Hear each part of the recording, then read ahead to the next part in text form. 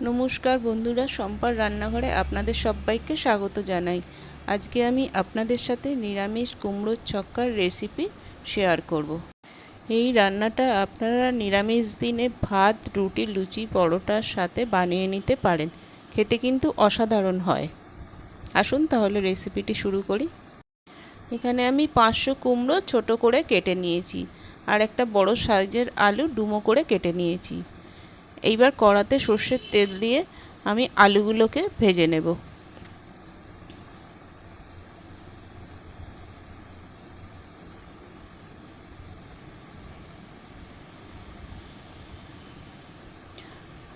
আলুগুলো একটু ভাজা হলে এর মধ্যে আমি কুমড়োগুলো দিয়ে দেব।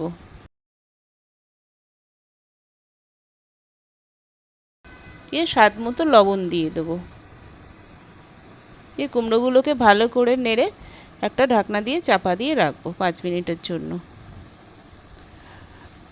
5 মিনিট বাদে খুলে আমি আবারও একবার ভালো করে নেড়ে নেব। কুমড়োটা ভালোভাবে ভাজা হয়ে গেলে আমি একটা পাত্রে কুমড়োটাকে নামিয়ে রাখবো। এইবার কড়াতে সর্ষের তেল দিয়ে তাতে জিরে আর একটা শুকনো লঙ্কা আর একটা তেজপাতা ফোড়ন দেব।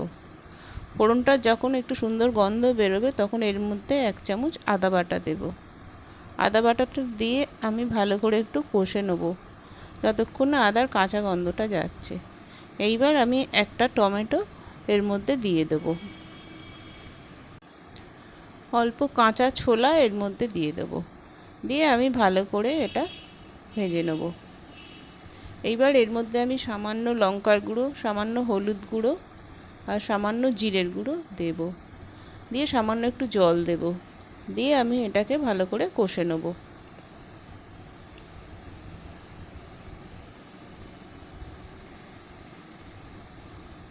সামান্য লবণ দেব একটু। এইবার আমি কুমড়োগুলোকে এর মধ্যে ঢেলে দেব। দিয়ে সব একসাথে ভালো করে মিশিয়ে নেব। এইবার আমি এর মধ্যে নারকেল কোড়া দেব। দিয়ে সব একসাথে ভালো করে মিশিয়ে নেব। আমি এই রান্নায় কোনো জল ব্যবহার করব না। এবার আমি 1 চামচ চিনি দেব আর 3টে কাঁচা লঙ্কা দিয়ে দেব। দিয়ে ভালো করে চিনিটাকেও কুমড়োর সাথে মিশিয়ে নেব। এইবার আমি গ্যাসের আঁচটা লোতে দিয়ে 5 মিনিটের জন্য ঢাকা দিয়ে রাখব। 5 মিনিট বাদে ঢাকনা খুলে এর মধ্যে আমি জিরে আর গরম মশলা ভাজার গুঁড়ো দিয়ে দেব আর সামান্য ঘি দেব। দিয়ে আমি ভালো করে এটা মিশিয়ে নেব। ব্যাস, আমার রেডি কুমড়োর ছক্কা। নিরামিষ দিনে বাড়িতে এইভাবে একবার করে দেখবেন, খেতে খুব সুন্দর লাগে। এমনকি উপোসের দিনে রুটি, লুচি, পরোটার সাথে খেতে অসাধারণ লাগে। এই রেসিপিটা যদি ভালো লাগে তাহলে একটা লাইক করবেন, কমেন্ট করবেন, শেয়ার করবেন আর চ্যানেলটাকে সাবস্ক্রাইব করে পাশে থাকার অনুরোধ রইল। ভালো থাকবেন, সুস্থ থাকবেন। আবারও আসবো নতুন একটা ভিডিও নিয়ে। আমার এই রেসিপিটা দেখার জন্য অনেক অনেক ধন্যবাদ।